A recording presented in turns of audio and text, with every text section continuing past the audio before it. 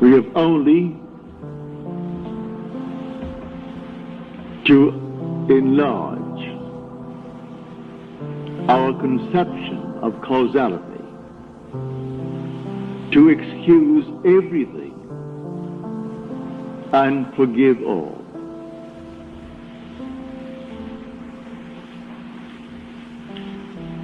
Now let me just state one little thought from Scripture first before we unfold it. As we are told in the 25th chapter of Genesis, in your limbs lie nations twain, rival races from their birth. One the mastery will gain, the younger or the elder reign. The first one is the sense man. I'm now looking at this room and all within it, and that is the sense man.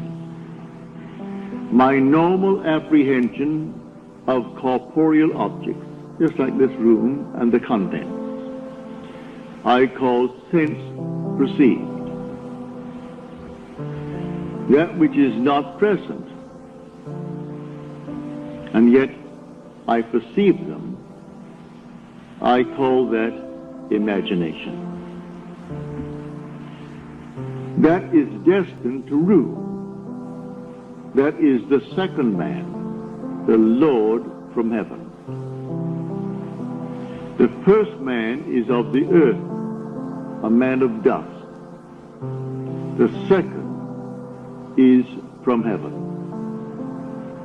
So here we are in this world, and this is the world of this dual state within every child born of woman.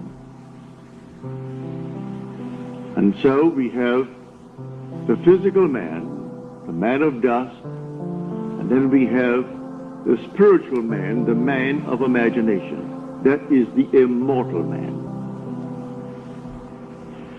When I see this picture of the duality of man and how all things are created by this hidden man, I forgive everything in this world that the physical man does.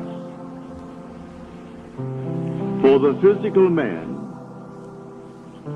is only a state. One being is playing all the parts. The part played by the thief is the same being playing the part of the judge who judges the thief. The part who is the murderer and the murdered, these are parts, but the being within is one. Now let me explain it first in the beginning with a simple story.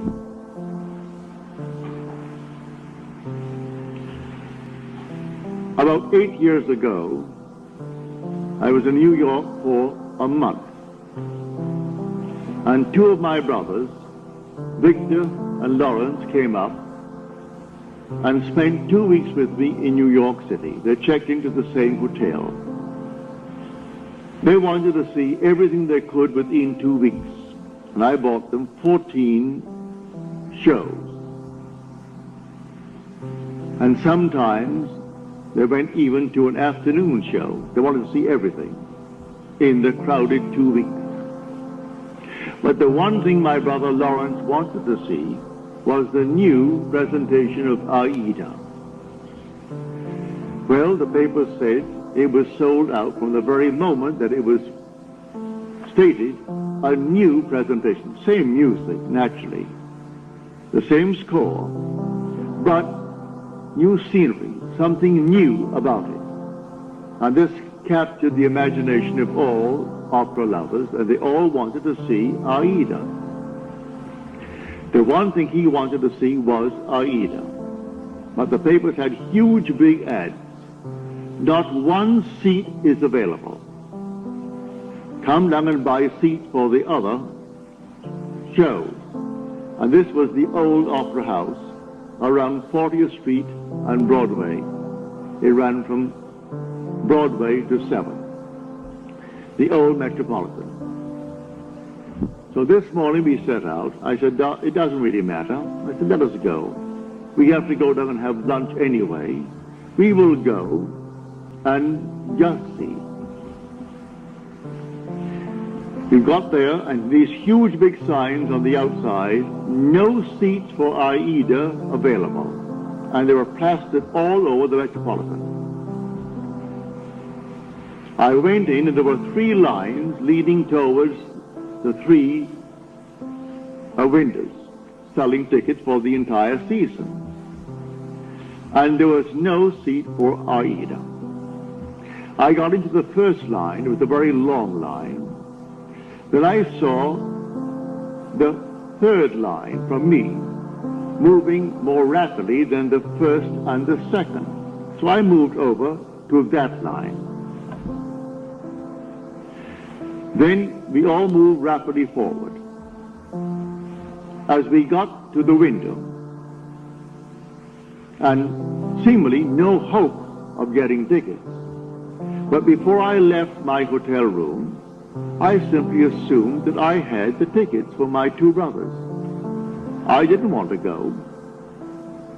They wanted to see it. So I assumed that I gave them the ticket. I got into this line and we moved rapidly towards the window. As we got there to the window, a tall, blond man, he was about, he must have been 5'11", he must have been about 6'4". He stretched his hand up over my head and diverted the ticket seller as he asked a question, while one in front of me is buying seats not for AIDA, because that's completely sold out. He is buying 2 other seats for some other opera. Then he departed after he diverted the man's attention. This man pushed on some bills under the window. And then, as the teller looked at the money, and this man is at the door now, the tall, blond fellow. And he gave this man the ticket, and then suddenly he said, well, he only gave me $3. He should have given me, and he mentioned the money he should have given me. At that, he was bewildered. The teller was bewildered.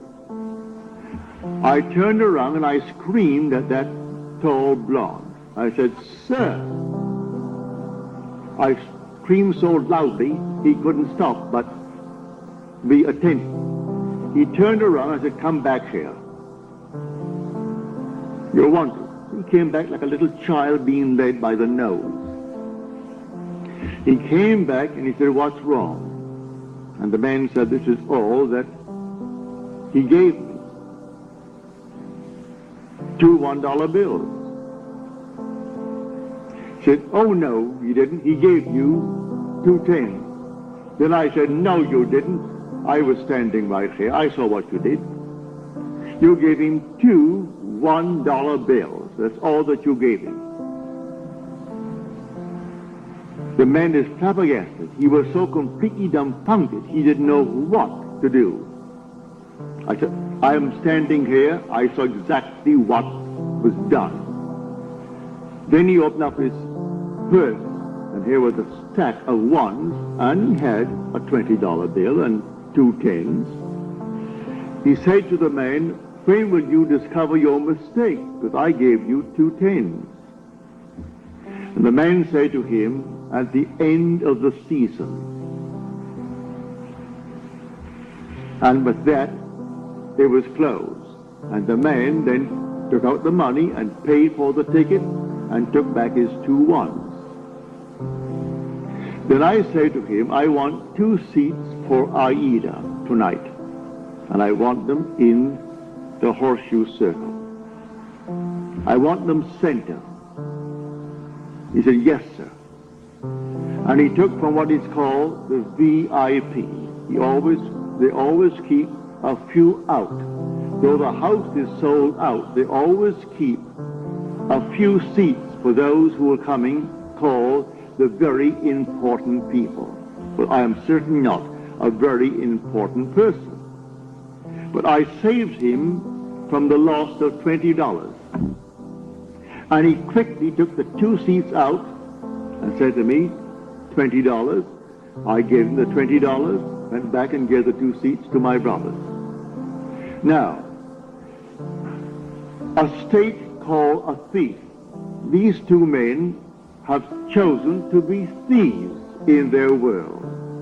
They're con men. It's perfectly all right. God made everything for its purpose, even the wicked for the time of trouble. Read that in the 16th chapter, the 4th verse of Proverbs. He made everything for its purpose, even the wicked for the day of trouble. Well, the day of trouble may not be a war. I was troubled. How to get these tickets? That's a moment of trouble.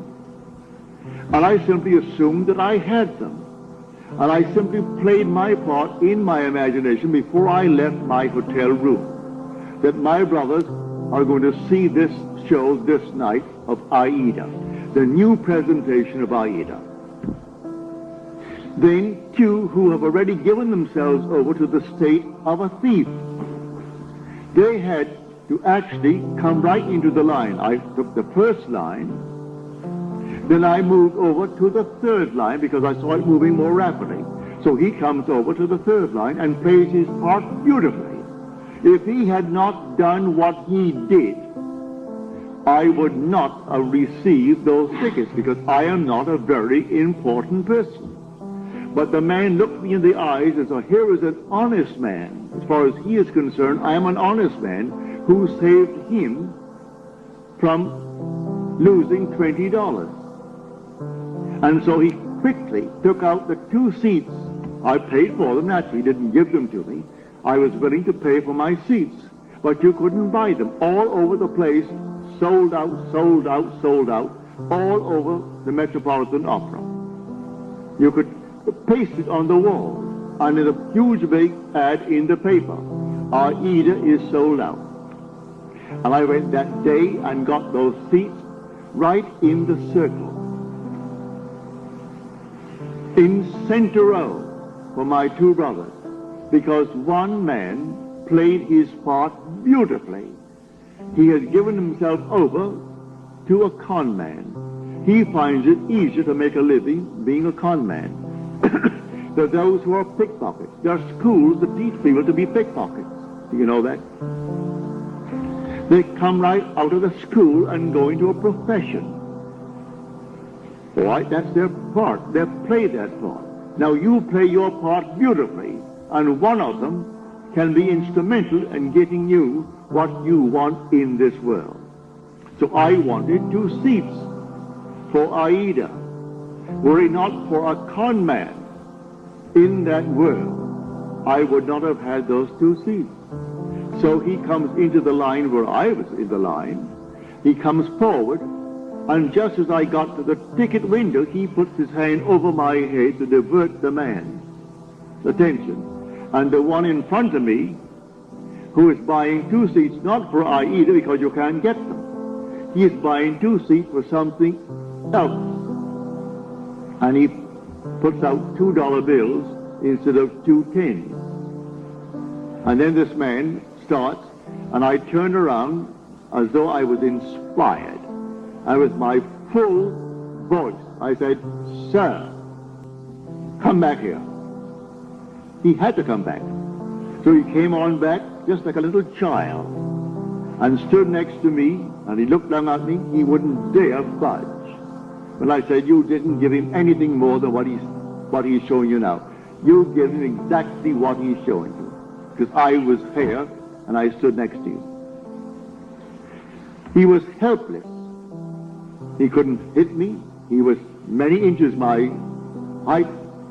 I'm 5'11", and he may be about 6'5" or more. A strong, strapping blonde. But he was impotent in my presence when I called him back. He only played the part. So should I not forgive him? There are infinite states in this world. And all you have to do is forget states. You play your part. And every state necessary to make your part come to fulfillment will be present at the moment that you need it. And so we went over to Longchamp for lunch. And my brother Lawrence and Victor, they had their tickets, and that evening they went to see Aida. So in your limbs lie nations twain. They are rival races from their birth. One the mastery shall gain, the younger over the elder reign. And the younger is the second, and the second man is the man from heaven. And that man is your own wonderful human imagination, who is God. And there is no other God. That is the Lord from heaven. And the outer man that clothes him, he is under compulsion to fulfill the commands of that inner man. But everyone is falling into states, infinite states. To understand this world, you must think in terms of states. And so he has made everything for its purpose, even the wicked for the day of trouble. And so use everything, but you don't have to think of which one will do it. Forget who will play the part. I never saw that man before, never saw his partner in the little crime before. That was their choice in life. There are those who have chosen to be pickpockets for the rest of their lives. So if they're caught in the act, all right, that's part of the game. They've chosen that part to play. There are those who have chosen their part to play, like Mr. Hoover, who just departed this world. He chose that part. And there are others who chose other parts. Either wisely or unwisely, we fall into these things. But when the inner man begins to awake, he selects his part wisely. It's entirely up to us. So I tell you, everything in this world that you want to be, you can be, if you know that there are only states.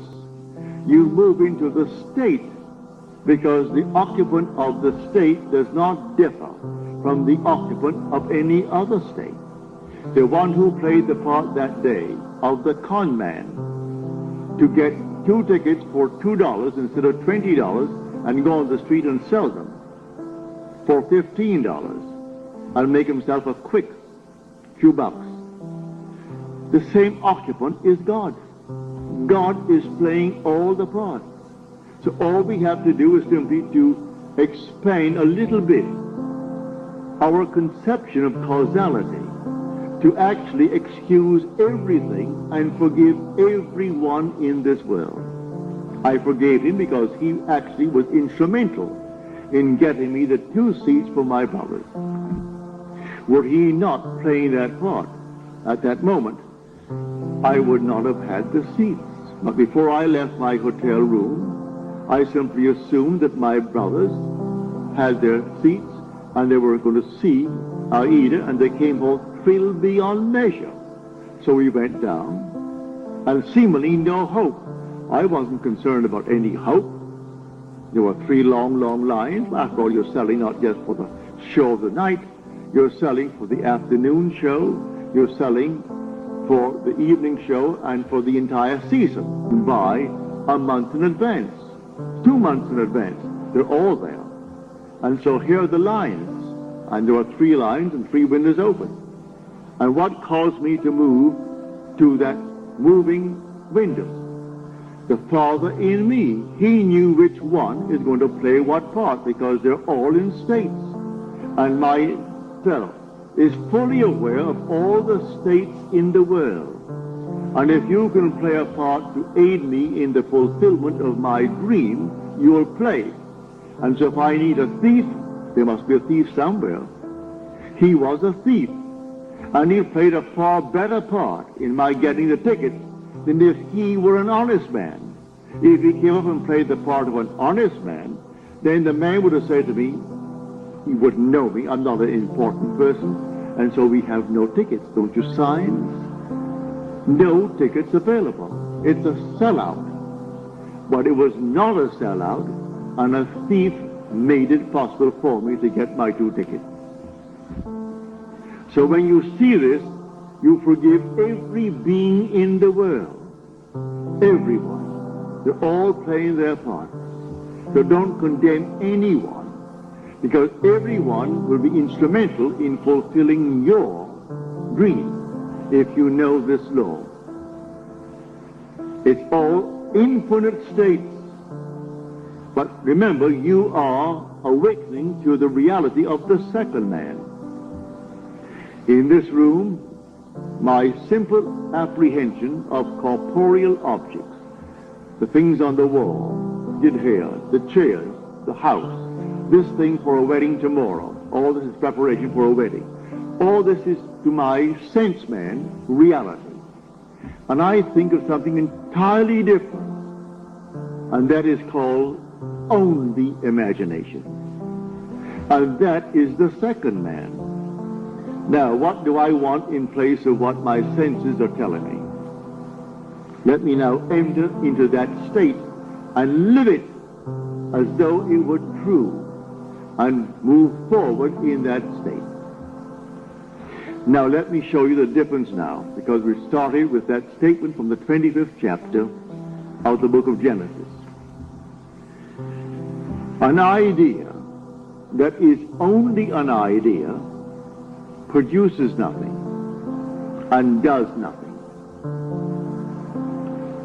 It must be felt, actually felt, so that it awakens within oneself certain sensations, certain motor actions in order to be effective.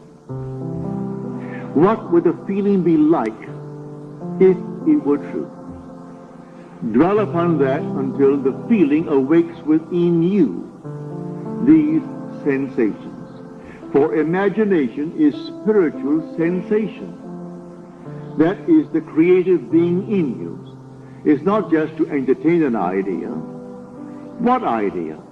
The idea must produce in you this feeling, which is a sensation, but it must be a feeling. What would the feeling be like if it were true? You dwell upon that until you catch that feeling.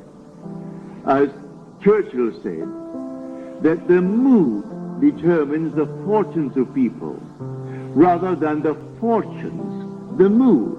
The mood precedes the fortune. So what would you want in this world? Well, contemplate it. What would the feeling be like if you had it? What would it be like if it were true? That is the story of Scripture.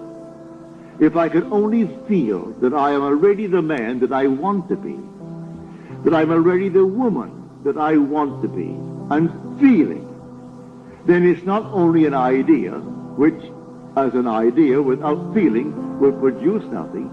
Now it has everything, because in this story he said to the second man, "Come close, my son, that I may feel you." The secret is in the feeling. So Esau went out. He is the first man, covered with hair, the outer man. And Jacob is the inner man, the man of imagination, who is hairless. It isn't two little boys. These are only symbols. It's all in man. So come close, my son, that I may feel you. So he comes close and deceives his father through feeling. So the father feels, and he feels him just to be externally real. You can do it. There is no flower in your hand, but you can feel the soft velvet feeling of a rose. You can smell a rose, though it's not physically present. Try it. Try all these things with the inner man. And when you can actually feel it so that you raise your imagination to the point of sensation, to vision, then the whole thing is done.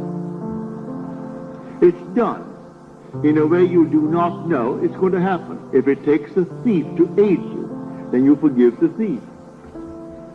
Should I not forgive that man who tried to rob that teller of $20 when he did for me what no one else could do?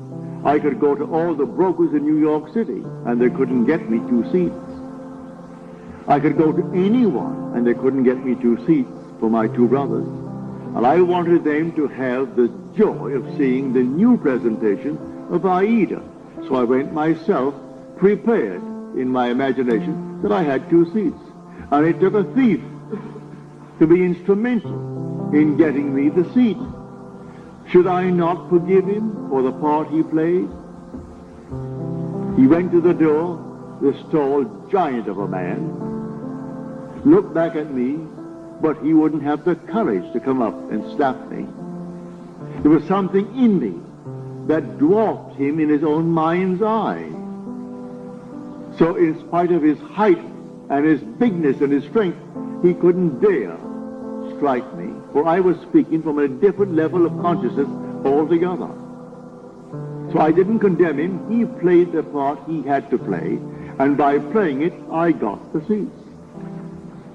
So all we have to do is simply to widen, just widen a little bit our conception of causality, to actually forgive all in the world, to excuse everything in the world. They're playing their part. So tonight you want a bigger job, you want more money in this world, you want, and you name it. Well then, it may be a thief who is going to aid you in the getting, without knowing he is doing it. Don't judge him, don't condemn him, just simply you go forward knowing that I have ways and means that the physical man knows not of. My ways, the inner man's ways, are past finding out. And you simply go forward in the assumption that you have already achieved what now is only a wish as far as the world is concerned. But you enter into the wish as though the wish is already fulfilled. So what would the feeling be like? Come near, my son, that I may feel you. And so he comes close. He said, come nearer, my son. Then he said to him, you know, your voice is the voice of Jacob. But your hands, your neck, and your scent, you have the feel of my son Esau. Esau is the outer world. So he gives emphasis to feeling. It transcends the voice. The voice was Jacob, but the feeling, the touch, was that of an external world. He could feel the external world. It was a self-deception. He deceived himself into believing that what he desired, he had. It's not 2 little boys born of a woman. All this is parable. The whole story of the Bible is all parabolic. Telling stories that unless you have the depth to understand it, well, then you'll never really. But may I say, you will, eventually you will, and you certainly do understand it now. So tonight is a practical night.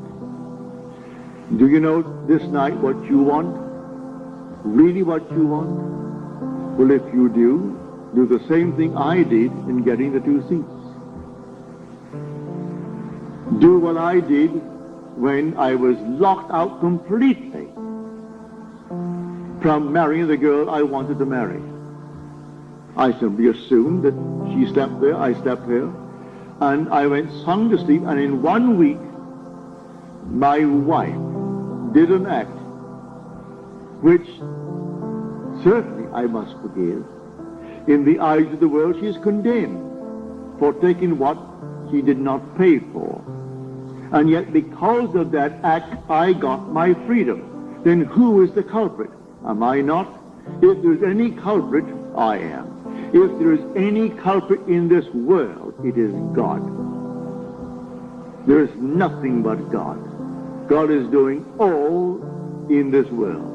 He created everything in this world.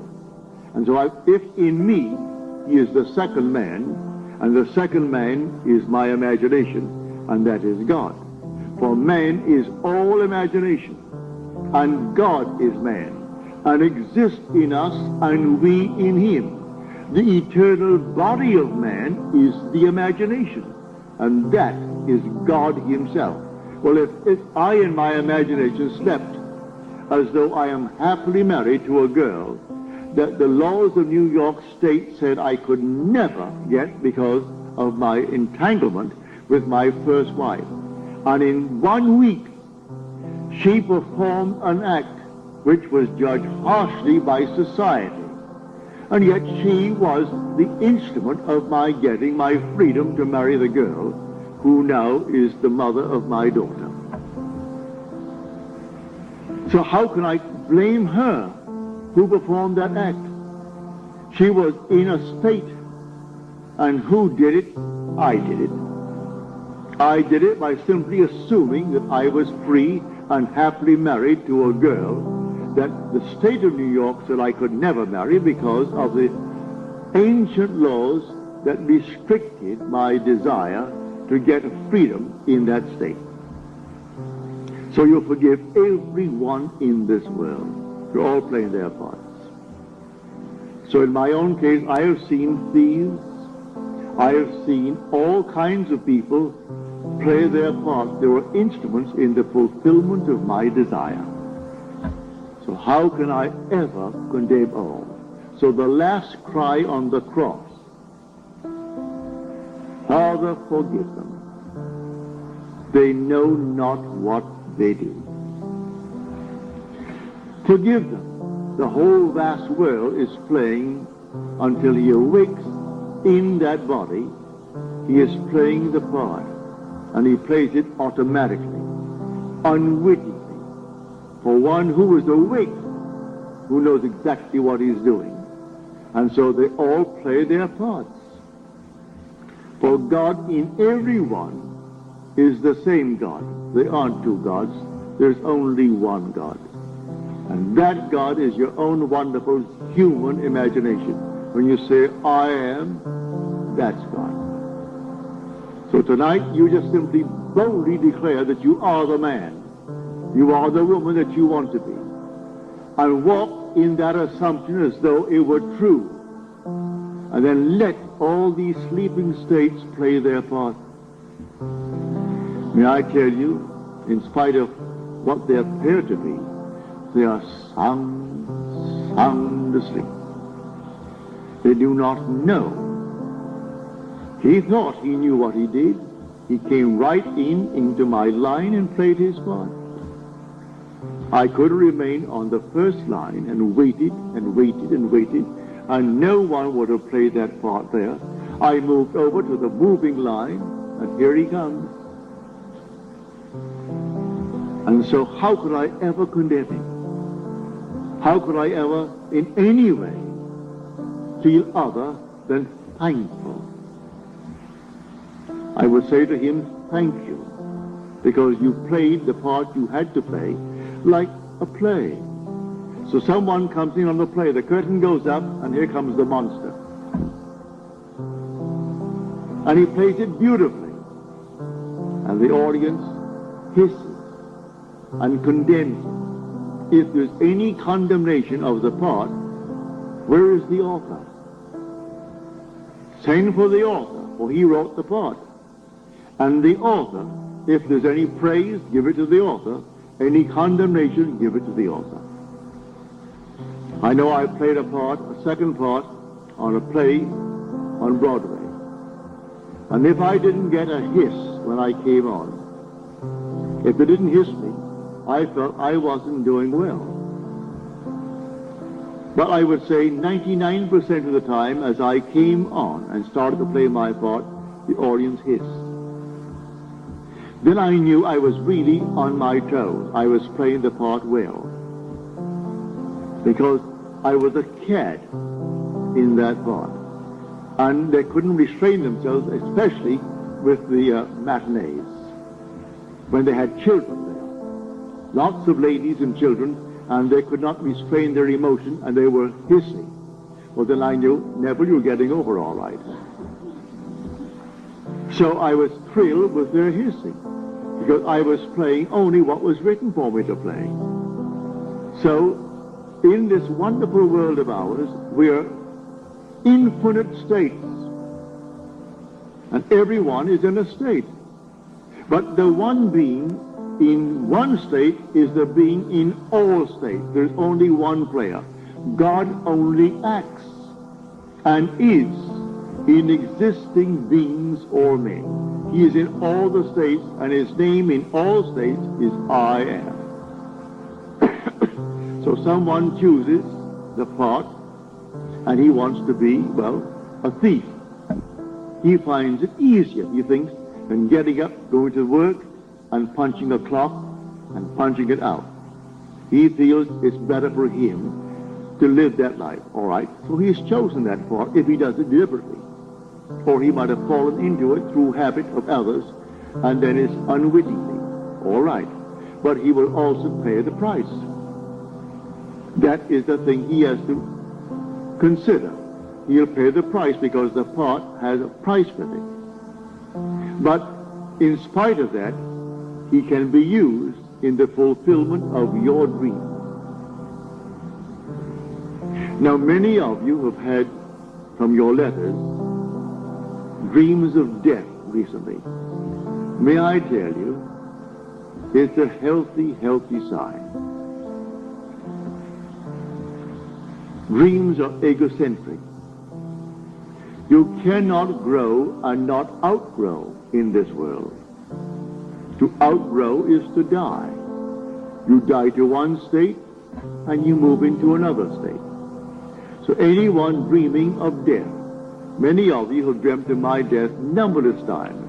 As Paul said, I die daily. Every day he grows. If he did not die every day, well, then he didn't grow that day. So death, when you see yourself buried, or you see yourself in a coffin, or you see these things in your dream, is only a beautiful symbol of your growth. You are growing, that's why you see yourself buried, or you see yourself in a tomb. It's simply an expansion of consciousness. So you die to one state of consciousness as you enter a greater state of consciousness. So when people see themselves dying, or others say you're dead, it has nothing to do with a little physical body, because you don't die anyway. Not really, for nothing dies. It's always an expansion, an expansion, an expansion. So when you do see yourself being buried, give praise. You have died to your former beliefs. And these archaic concepts that you entertain, which only enslave you, when now someone introduces you to a new idea, and you toy with the idea of accepting it, but you resist it for a while, then suddenly you see your body being entombed. It means it's gotten hold of you. These new ideas that will call you to an expansion of yourself. And so the old man dies that the new man may live. A seed must fall into the ground and die before it can be made alive. If it does not fall into the ground and die, then it cannot bring forth fruit. It simply remains what it was before. So if it dies, it bears much fruit. So don't be afraid of any vision of death. Death is the most glorious symbol in the mysteries of the expansion of consciousness. Man is expanding and expanding and expanding in this world. And one day, his wonderful imagination will awaken. And that is God. Then he sees the whole vast world as sleepers. All sleepers, and how can you condemn the sleeper? So he played his part. He played it beautifully. I can see all these things in my world where people play so many marvelous parts, and they were sound asleep, and they thought they were so alert, going to get the better of me, and their attempt to get the better was exactly what I needed to move on. Just move on. They had no idea they were playing their part beautifully. So I forgive all the thieves that came into my world, even those who actually took from my pocket by not giving me what the contract called for. I thank them, because it simply allowed me to become all the more secure upon my own feet, and not think for 1 second that I depended upon them or upon anyone else in this world. So let them go their way. They're all sound asleep, playing their parts. But this thing that happened, I would say about 7, 8 years ago, it was so forceful in my mind. My brothers thought that I was very courageous with this giant over my head to do what I did. It wasn't any courage. At that moment, I saw what he did. And when I said to him, "You didn't do it at all. I saw what you did. You stuck $2 there, and there they are. You didn't give him any $10 bills." He opened up his purse, and I saw all these ones, oodles of ones, and then a 20 and a couple of 10s at the side. And then he pulled out the 10s and gave them and took his 2 ones back. And then he went back to the door with the other partner of his and looked at me as though he could have killed me, but he didn't have the guts to hit me. He couldn't. If I were that big, he could not have struck me, because I was speaking on an entirely different level. And on that level, when I knew I was going to get my seats, that's all that concerned me. Here comes the 2 seats. And the man said, "Yes, sir." He treated me as though I stood before him as the president. And he thought, now here was an honest man who saved me $20. I'm only playing the part. I only wanted 2 seats that night, because that's all that my brothers could give, because I had all these seats bought for them. All the shows on Broadway at the time within 2 weeks, and they went night after night, and matinees and everything else. Got it right up to their heads in shows. So I'm telling you, if you know of this dual being within you, in your limbs lie nations twain, rival races from their birth. One the mastery will gain, the younger over the elder reign. Now see that younger one actually reigns, and the younger one is your imagination. The older one is your sense man. The facts, these are the facts of life. What is my bank account? And I owe more than the bank account has in it now? Well, now that is Esau's judgment. Now, Jacob puts in 50 times what is there now. In my mind's eye, I have deposited 50 times more than is there. How it's going to happen, I don't know.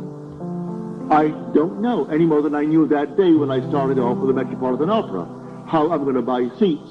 When the papers tells me you can't buy a seat, huge big ad, save your time, don't come. All other seats are available, but not for Aida. I go down only for Aida, and I get them, because of a seeming thief played by the part of God. For God plays all the parts in the world. There is nothing but God. And say, I am, that's God. That is the Lord Jesus within you. That is your immortal being that cannot die. He cannot die. That is your eternal self when you say, I am. Imagination is not some vague essence. It is a body, a reality, an infinite body that is so perfect when it's awakened, that in its presence everything is made perfect. But while it is awakening, it exercises that power. and draws into its world everyone that can play the part for its fulfillment of its dream. So here, I hope you heard it clearly.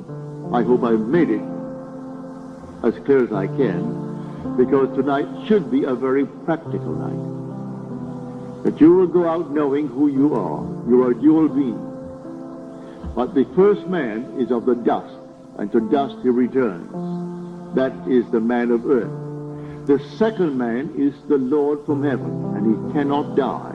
That's your own wonderful human imagination. It cannot die.